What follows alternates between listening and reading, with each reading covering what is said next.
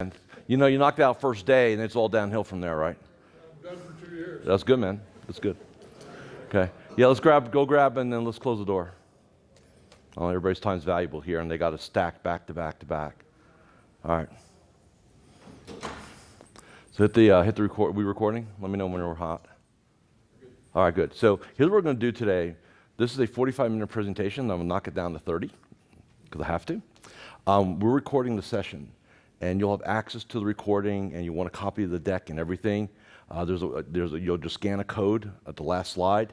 You'll log in, and then we'll get it to you in a couple days. You'll have access to it. So if you want to take some notes, that's great. But don't feel obligated. I think it's really cool. We just kind of sit down and listen, stuff like that. Quick story while I'm here. So I've been coaching advisors now for 28 years. So it's over 4 decades, which I realized the other day. And you know, one of the things I always look at is how are they positioned in the marketplace. Now, I'm not a marketing coach. I do all aspects. But one of the things we always look at is what are we trying to do here? And what I find is a lot of advisors get caught up in promoting their processes, their systems, their financial planning, elements like that. And when you really think about it, what you're really in the marketplace with is they got to buy you first. And advisors a lot of them have a tough time with that because it's like you're the center of attention, you're the guru, you're the thought leader, you're the coach. So it's really important that when you start thinking about, you know, whether you use FMG or Snappy Kraken or whoever your marketing partners are, you've got to make sure that you're front and center in that conversation. Even if you have a big team, because remember, we're selling relationships. And whether or not you're going to be the lead advisor on someone, or you're going to have someone on your staff serve that prospect, it's still going to go through you. You're still the quote-unquote figurehead, the person. So this is really, really critically important. So I'm going to go through this, give you guys some elements. We'll see how much Q&A we can do, and the things like that. So in my career of literally 28 years, I've coached and consulted with about 2,500 different practices.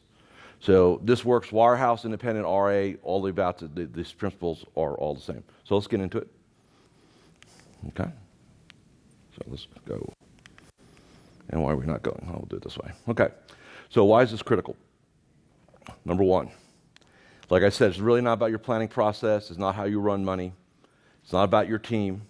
Ultimately, it's about you. And this is, like I said earlier, this is the most challenge for a lot of advisors, is it's uncomfortable to put yourself out there. And I want to share my story with you guys now from a coaching perspective, but it applies to you too, because one of the things that, and you'll see in the slide, is the industry is morphing, it's changing.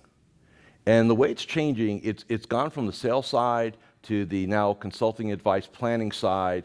It's now going to go to the education coaching side. That's the next evolution. So I want to get you all prepared for that because it's going to change how you message a little bit. They're really looking for you. And that's really, so when I look at a prospective client and I'm looking at their website and I see a little blurby about them and all their designations and series this and series that, nobody cares, by the way.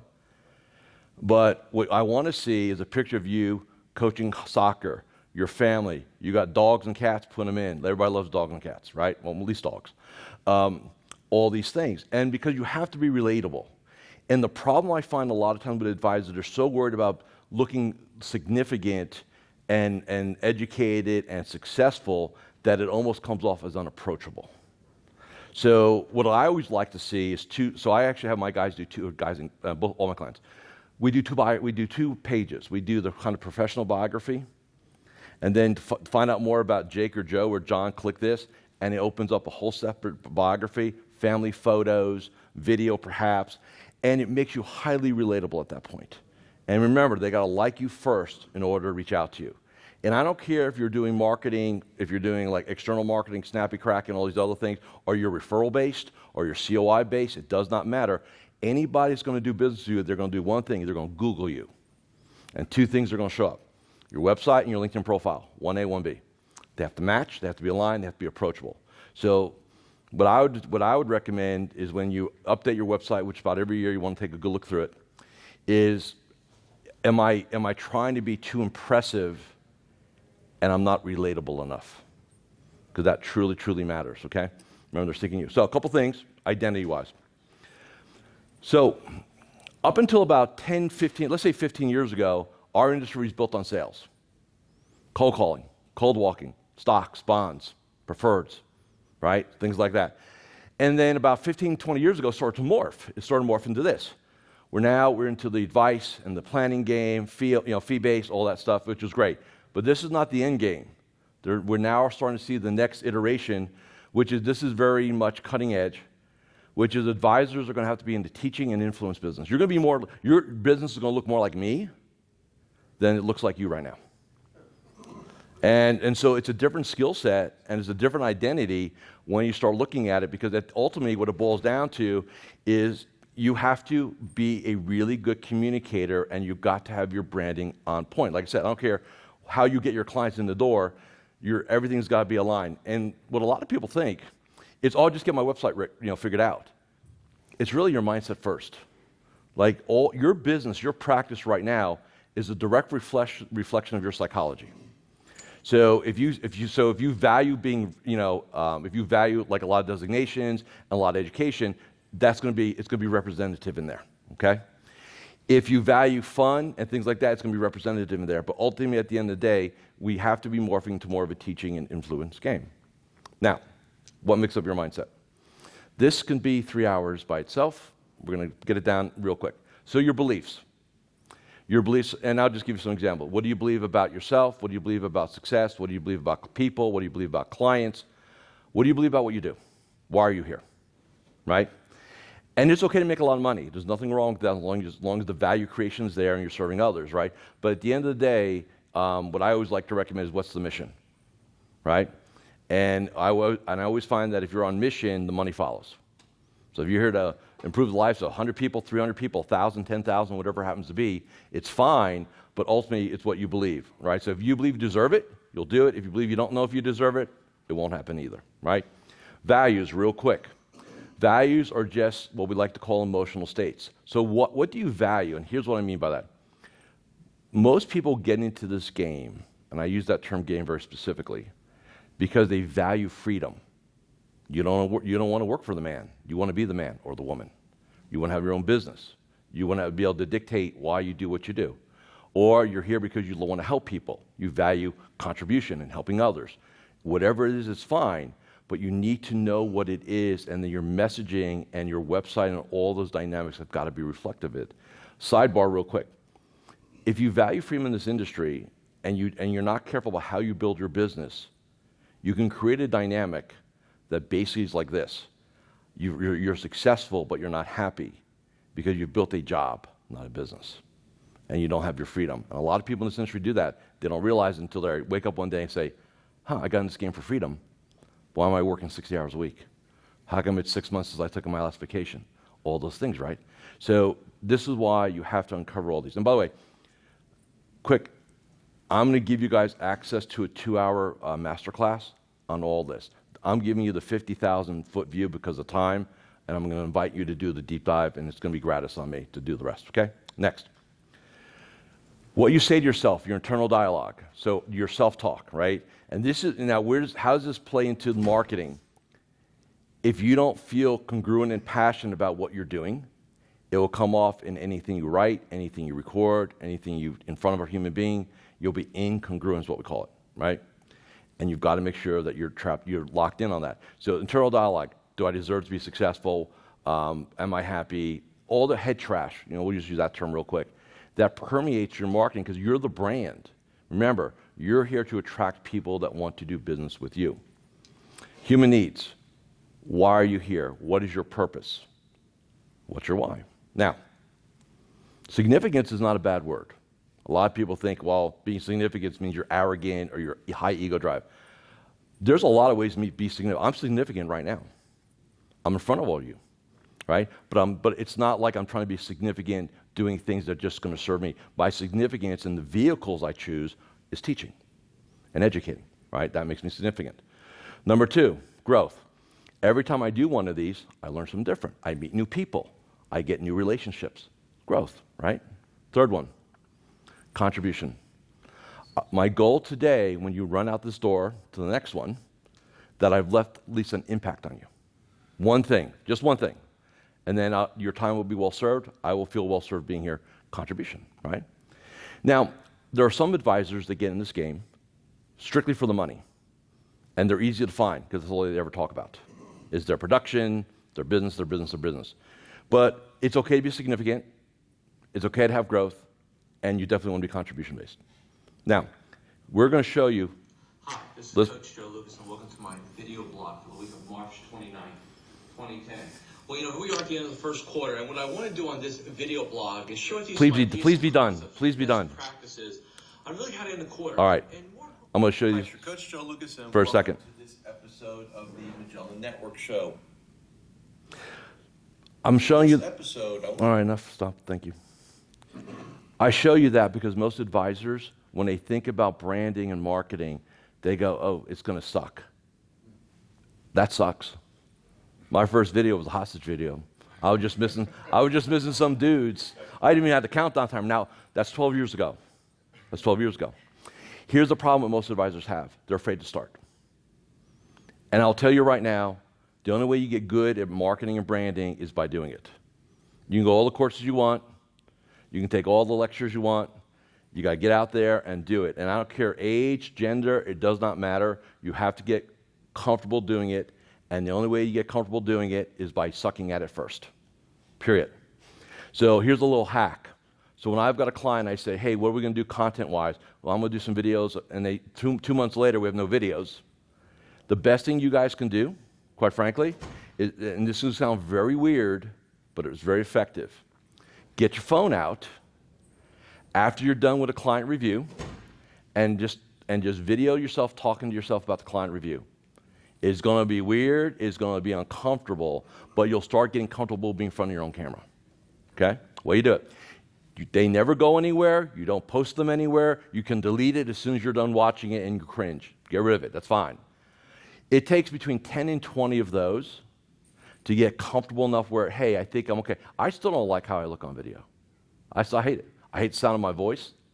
Every human being does. It all sucks, right?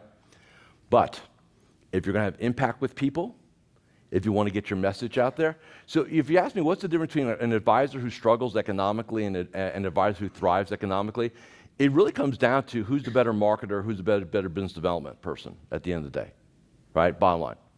And you know, we can justify it a lot of ways by saying, oh, well, that person, they're selling out, or, oh, that's just BS. And like, so in other words, we'll diminish the other person because it makes us feel safe, right? Now, I'm not going to call any name, I'm not going to use any names or anything like that, but like Ken Fisher, for example, okay? All right? I mean, I've seen his, I've got clients, I'm not a portfolio guy, but my clients say there's no magic fairy dust inside those portfolios. He's just a hell of a marketer. And he got in the game early. He's not a better advisor. In fact, none of his people are better advisors. But they understand marketing. They understand that game, okay? Like I said, so really important. Now, here's the problem we have in the industry right now. This. Now, what's this? It's not an age thing. It's just something I've observed the last 2 years. So when I've got a client who wants to do a lot of social media, Facebook, LinkedIn, Instagram, TikTok these days, Twitter, I go, why are we doing it? Right? Why? And then I polled my clients, by the way, so every year we do business planning, which will be next year in Fort Lauderdale, and we do marketing as part of that. So I go around to my personal clients, which I have about 75 of them personally, then we've got kind of other things going on. I go, how many clients have you gotten from social media that you can absolutely say came from social media? That's right. I think 75, I think there's 2 or 3. So here's the thing. Being popular does not get you paid in this business. You're not Joe Rogan. Spotify is not going to come and drop $100 million on you. Oh, we like your podcast. Or, hey, your Instagram is really cool. Not going to happen. What your media is really about is educating your marketplace. And ideally, and what most advisors don't do, is they don't give it to their clients to pass out. Your social media is really a tool to deploy to your clients that they then deploy to their warm markets. So when you're creating stuff, don't create stuff for like everybody. Create it for your client because it's going to resonate with the person you want to attract. Okay, I see advisors, and it's like, and we're not going to get too deep in this, but I'll see advisors do some decent stuff. There's no call to action. Do I call you? And by the way, how many of you have those contact us forms on your website? Right? How many times do they get filled out? Probably a lot of Russians. A lot of rushes, a lot of trolls, right? That's it, right? So like to me, like I see that, like I'm evaluating a website for a client. I go, that's a waste of page. You know, if you can do Calendarly or Pointlet or it's like, hey, let's have and not a meeting, let's have a conversation, phone call. Keep it easy, keep it light, but be very specific what you're asking for. So if you're pushing stuff out there, schedule this, call this, download. You got to be very specific, very upfront. Some advisors get, oh man, that's salesy. Yeah, that's part of our game. We tend to not like to talk about it that way, but it really truly is. Okay, so be very clear what your call to action is. This is about getting paid. So I've had clients do Facebook ads. Nothing ever comes of those.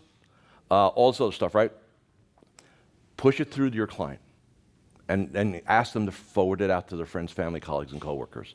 You'll get a much better return on your investment, and it tends to attract like, so you're going to have a higher quality person coming into doing this, right? So what else about marketing mindset? Social media is great, branding is great, but if you don't have a good referral game, you don't have a good like I'm talking this afternoon, it's 1 hour CE, about optimization. It's an hour talk, where I'll take you through a whole area of how to optimize every facet of your client experience. Get all their assets, all their money, everything, quarterback the whole thing. There's a real science to it, right? So the reason I'm saying it this morning is that if you do all this stuff and then you don't know how to do the right intro call, then it leads to nothing. Like, and I've seen clients do seminars, and there's really some great seminar companies, you know, like Love, so on and so forth.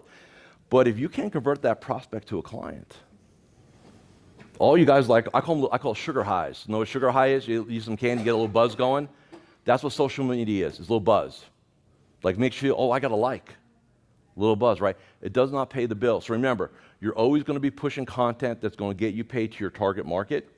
And the other key thing is going to repel those that are not your target market. So here's what most advisors do. They try to talk to everyone. So if you're a retirement rollover person, that's who you speak to. If you're dealing with business owners, that's who you speak to. If you're dealing with executives, that's who you speak to. Those are three different demographics requiring three different sets of messaging. And if you try to drive it through the middle, you talk to no one. So, and it doesn't matter if you're an expert or not. You can sit there and say, hey, this week I'm going to talk about rollovers. I'm going to do a retiree thing. Great. Next week, I'm going to do a business owner thing. Great. Like, that's fine. But don't try to do it all. I'm going to be really efficient. I'm going to get 3 messages in one. No, it sucks. It speaks to no one. Okay? So be really, really clear on that. So how do we, yes? Related to that topic, if you're good at 2 things, is it okay to market to 2 Yeah, sure. Yeah, I mean, I've got clients. I mean, I think one team in Minnesota specifically, they do high net worth, and in Minnesota they have a weird thing with their fire companies, where each fire company is kind of its own little entity. So they have it's not like a 403B, but it's kind of a weird thing they could do, and so they have 2 broad markets. They own 80% of the fire reliefs in the state. That's a whole different website, whole different brand, whole different everything, while their net worth is where their high net worth is over here. Yeah, you want to, because if you try to jumble it together, what happens, you lose your messaging. It's not talking. So, again, this is not about being efficient. So forget, a lot of guys and gals go for efficiencies, and you need to go for effectiveness, which may require more work, but it will get you to where you want to go, right? And it's super, super important. So, how do we go ahead and get our mindset where we need to be? I'm going to then we'll do some questions. You will get all this in the masterclass, the deep dives, like I said, but so first thing is every day you got to play this game. So we run inside of Magellan Network, which is a professional and personal development network. We have an 8-step protocol that we teach our people every day, from what questions to ask, to visualization, to reviewing your game plan. Just like athletes get ready to go be excellent in their chosen sport, well, all of you have got to get ready to be excellent each and every day. And that's a mindset. And let me tell you, and you all know this because we're all in the same environment, it's been a challenge the last 8 months. It's easy to go watch CNBC or CNN or grab the news first thing in the morning and see what's going on in our world and halfway around the world, right? But it'll take you off your own game. Now, I'm not saying you should live in a cave. That's not realistic. But you need to know when to consume what. So the analogy I use is this. The first hour of the day, what you put in your brain will really, really affect the day. So I know you need to know what's going on in the world. I know you need to know what's going on in the markets. I understand that. Do it after other things, not the first thing, okay? Really, really important.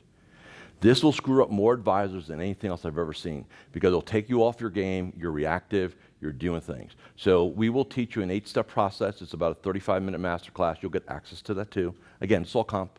I'm totally cool with that. But you got to start your day. Most advisors start their day. What do you do first thing? Reach for the phone. Email, social, news, whatever flavor your news, like cereal. I got Cheerios or Rice Krispies. Still both bad for you in the morning, okay? So morning ritual has to happen. Next. Let me get through a nice picture. Mental diet. So again, what you consume, and the analogy I use is this. If you're consuming news and data all day, it's like eating sugar all day. Terrible for your body, terrible for your mind. Like I said, I know you got to be involved with certain things, but the bottom line is this. You need to understand when to do it. Now, I read the Wall Street Journal, 8 o'clock at night. I don't touch it in the morning because I got my own thing to do. I got to do this, right? Now, I will do that late this afternoon, perhaps, because I'm here. I can tell you right now, I didn't touch it this morning. I was downstairs doing my ritual, having a latte, figuring out how I'm going to do this in 30 minutes, right? I mean, I feel it quite a bit in the conversations with clients. If I see the market off in the morning and they're all looking at the news, my conversations are not aligned with our vision. 100%. Yeah. So sidebar real quick. How many of you have a TV in the lobby, waiting room of your office, wherever? Okay. Because some of you do. What do you have on? Videos of our family. I like that. Good. What do you have on? Hallmark channel. Good. Excellent. Better.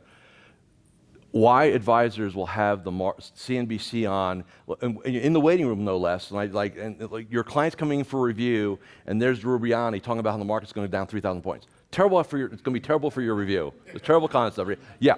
So extending that topic. Yeah. I'm super curious about your opinion, all the bright people in this room. Do you reach out to clients when the market's doing what it's doing now? Or do you educate them up front about risk, use Riskalyze, Right. have them sign off so they have an expectation that this stuff happens? Okay, now we're going to get totally sidebarred. So there's pre-framing and reframing. Let me explain the framing. Okay, pre-framing is educating in advance. Okay, it is 1/10 the energy, and it's still not all your clients are going to get it. Okay, so the clients that call you really freaked out. They have what we call high sensitivity to certainty, and when there's a lot of uncertainty, it freaks them out. You all know who they are already. So what I would do in your CRM, I would tag them somehow or codify them. Get to them first, because here's the problem. If they call you, how many hours or days have they been marinating on this, right? And now we're going to fight like a fire in their mind, right? They want to bail out. They want to do all this crazy stuff, right? Buy gold, whatever, seed, Bitcoin, whatever. So you want to tag those, and this is why I go back to what I said earlier. You've got to be educated. You're going to look more like me. Like what I've done with my tribe this entire year is say, number one, all conditions are temporary. And we forget that because we're living through it, right? And I go back to, historically, I can remember conversations I was having in January of 2009, November of 2008, when our world literally looked like it was going to come to an end. October, November of 2008. Like I had clients call me, like text me, "Hey, we're going to be in business on Monday." Like that was some scary stuff, right? So I go back to I go to them. I say, "How intense were the emotion for you?" I said, "How'd it turn out?" "Oh man, it turned out really good. We had a 10, 12-year run. It's okay." This industry forgot what that felt like. So our adversity muscle has not been exercised for over a decade. And I do not count March of 2020 as anything, because everybody's worried about dying. Nobody's worried about their money back then, right? So as an industry, we got lucky. There's much bigger issues out there, right? But now we're front and center. And this is why advisors have got to get their mindset and their game on. Because I will tell you, and you all know this, your emotional and mental outputs are a lot higher today than were a year ago. The review you're doing with a client today is much more taxing emotionally than it was a year ago. Now, with that said, here's the countersign. There's never a better time to be in the marketplace marketing than now. Because remember, you all had these do-it-yourselfers, right? Got referred to them. "Oh man, I'm buying Facebook and I'm just doing my FANG thing, right? With a little Bitcoin on the side. Now I'm a rock star, right? Or, you don't hear from your advisor. I haven't heard from my advisor. I haven't had a review in 2 years. but I'm up 27%. So I'm perturbed, but I'm not pissed. Today they're pissed. That's why you need to go back to everybody that you've spoken to in the last 10 years, who you've met with, who did not become a client that you would like them to become a client, and re-invite them into a conversation. Advisors hate to do that. That's the ground game. That's follow-up, right? Social media does not convert prospects to clients. You can do a text, you can do an email, you can do a bomb. You don't need to call them. You don't want to. You do other tools. But so anybody that you wanted to have 3 years ago, there was no pain. If you're not talking to them today, you're missing a wonderful opportunity, okay? And let's not forget this. 10 years ago, our industry was 10 years older. So 08, 09, so the advisor who was, let's say, of that, they could be retiring. I've got a lot of clients that have sunset agreements with other advisors. They're getting executed. Like we're seeing now, we're going to see the retirement. Remember, we're going to lose 200,000 advisors in the next 5 years.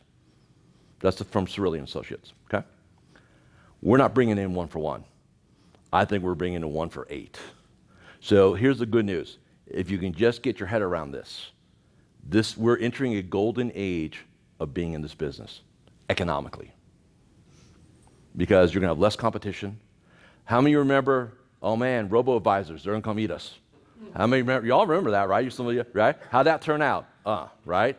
So guess what? We're still in the people business. And until something happens 1,000 years from now, when maybe we're implanting shit in our brains, maybe we won't be. But for now, you are the product. You're selling the relationship to the marketplace. Next thing, associations. Who you hang with matters. I did talk for females in finance yesterday. I'm one of the sponsors. And who you hang with matters to your mind, okay? I put people in 3 buckets. It's going to sound very brutal, very harsh. I did a podcast on this. I got a lot of interesting feedback. There are 3 types of people in your life. People that give you energy, support you, help you with your dreams. They're the neutrals. They don't hurt. They don't help. That's okay. Then you have the dream stealers. The energy sucks. You need to move on from them. Some of you, they may be family, some may be a little more challenging in that regard. But when you eliminate the negative people out of your life, you get all that bandwidth back in your mind. You get all that energy back. And then you move faster. You grow faster. And I've seen it in my own personal life. I've seen it with my clients. Associations matter. You do. Like you all being here, you're connecting with people. We were all different, but there's a like-minded. All you're in this room not because you had nothing better to do on a morning. You're here because you want to learn something. You want to have impact, right? That's what matters. Let's move on. So, being uncomfortable, here's something real quick. You cannot be great and be comfortable. So you have to be willing to do uncomfortable. For advisors, what's the one thing that's really uncomfortable? Sitting down with a client, doing a review. Review goes okay. They appreciate what you've done with all this stuff going on, right? And you say, hey, I want to let you know we're grateful for our relationship, and please consider us a resource for your friends, family, colleagues, and coworkers. You know how hard it is for an advisor to do that in front of a client? It's like you're not asking for a kidney, man. It's not that complicated, right? And I'm not even asking for names. I'm just making it very... So real quick sidebar on referrals. Takes 3 things. The advisor needs to be aware to bring it up in a soft way. You have to indoctrinate the client that you're open for business. So it's never about asking for names. It's about just being aware. Hey, keep us in mind. We're a resource for friends and family. You do that 5-10 times a day. You talk to people, emails, whatever, reviews. Those 2 things we control. Our awareness and the client awareness. We can influence the client. The 3rd thing we have 0 control over, which is timing. When is the client going to be engaged in the conversation with somebody they know who says, hey, you know what, you should talk to Joe, my advisor. It sounds like you should talk to him, right? When you get a client who can almost do that, after you've done this protocol by the way, so what I just said to you all here, it does not happen quickly. So here's the undercurrent. It's not easy fix. And you all want this yesterday. But I'll tell you this, and I tell my clients this. If you commit to the protocol I just gave you on referrals and introduction for 1 year, you'll never have to worry about business again. But it takes a year. Because the client, how many times you do a review? Once or twice a year, they hear it. How many times you talk to them? A couple more times, right? They hear it again. All of a sudden, I use the word indoctrinate. It's not a negative term. And what's really cool is when your client comes to you and says, hey, I know what you're going to say next. They get it now. That's a beautiful thing. Like, you got them hyper aware. So that's for most advisors who've been in business for any length of time, have 50, 100, 150 households. If you're not getting 20 to 50 names a year from your referral introduction game, you don't have a game. And I've had advisors who would rather spend $5,000 on a seminar than talk to their clients about, hey, we're here if you've got somebody that you care about, we're here to help them. It's crazy. As a coach, you want to see me go crazy? Talk to me about that stuff. It makes me crazy, right? So it's really important. So again, uncomfortableness. Oh, then we'll take Q&A. So so if you scan this will get you access to all of our goodies. You just register, it's free, there's no credit card, no give. We'll leave it up here for a while. But I'm here to take questions. Like I said, I'm going to do a couple of those time, and I think you did pretty good, 30 minutes. Yeah. Yeah. I keep hearing from people, hey, make them short, right? People think send them very short. It's not like a webinar.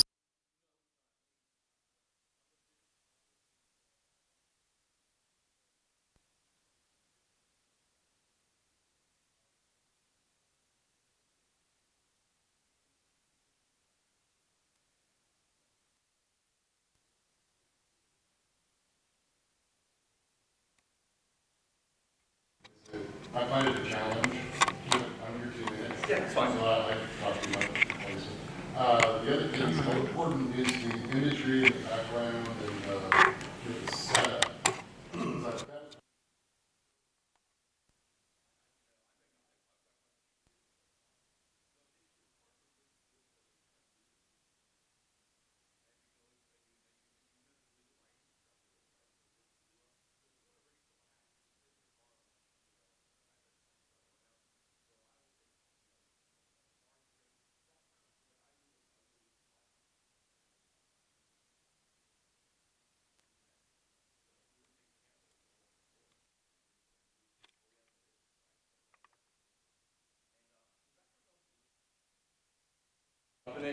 What you don't want, if you can avoid it, is something that's super busy, that people are looking like bookshelves.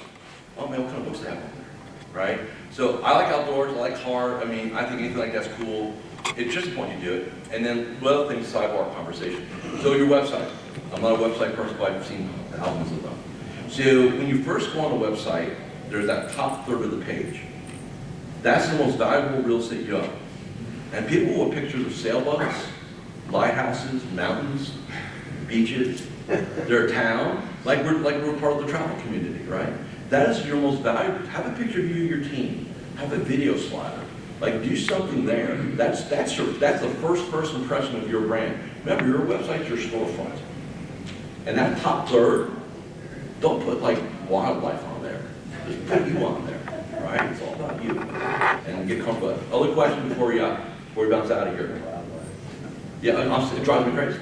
I have one guy, and he has sailboats, so you say, oh no. So why do I have a sailboat? Well, because it goes, like we're capital navigators. Yeah, but it's a sailboat. Like, where's you and the team? Right. Where's the intro video, man? Like, where's this? Like, come on. Well, because the graphic designers, they like it, it's pretty, right? But it's not effective. So just picture me all back with your website, go, oh man, we got pictures, we got trees and stuff. No. Make it real good. Any questions on the side? I can help you guys with it. Where you bounce out of here? Yes. So what's the 8 in the morning real quick? I think Magellan Morning 8. So, in order to order, we want to visualize success, short and long term. Questions, declarations, and statements, right?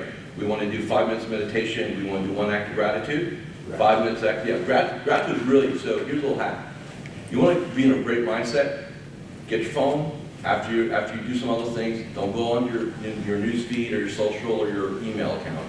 Go into your contacts. Pick somebody randomly. Text them. Hey, just thinking about you, grateful for our relationship, hope you're going to have a great day. Done.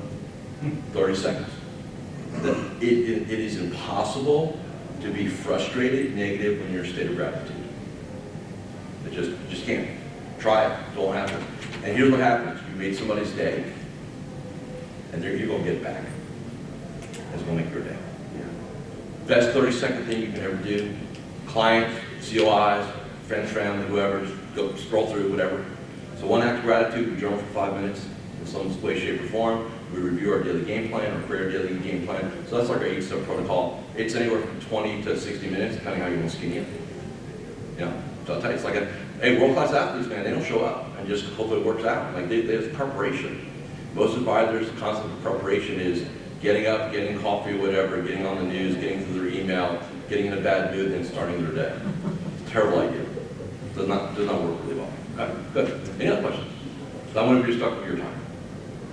All right, just grab this. Let's say grab this. We're at 30, right? Everybody's got their watch. We're good. 30, yeah. Okay, good. All right, Joel, get out of here and go do something else.